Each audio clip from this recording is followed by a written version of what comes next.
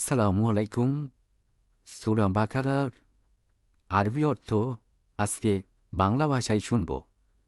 আজকের সূরা বাকারা ৩ নম্বর পর্ব। বাংলা অর্থ। আল্লাহ কোরআনে বলেন, আমি আল্লাহ বলছি, তারাই তাদের পক্ষ থেকে হেদায়েতের উপরে আছে। কারা হেদায়েতের উপর আছে জানো?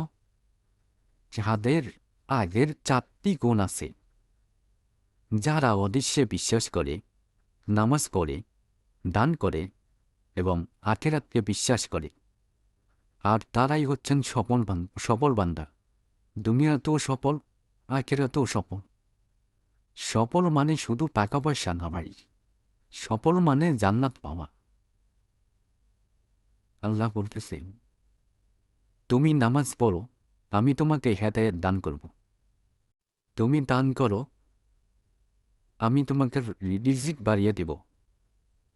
যে আখিরাত কে ভুলে যায়, সে দুনিয়ার পিছনে দৌড়ায়। আর যে আখিরাতকে মনে রাখে, দুনিয়া তার পিছনে দৌড়ায়।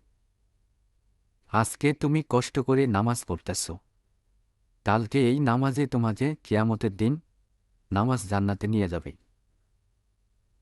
তাই হতাশ হয়েও না, আমি আল্লাহ তোমাদের সাথে আছি।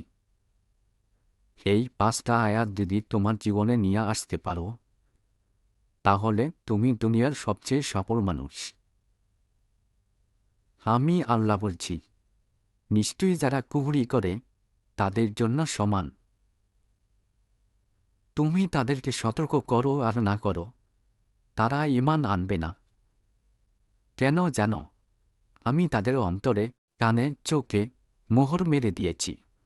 আর তাদের জন্য রয়েছে কঠিন শাস্তি।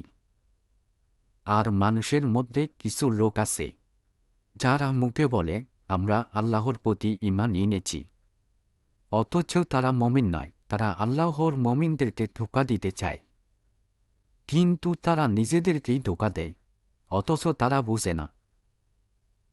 তাদের অন্তরে আছে রোগ, আর আল্লাহ তাদের রোগ আরও বাড়িয়ে দেন।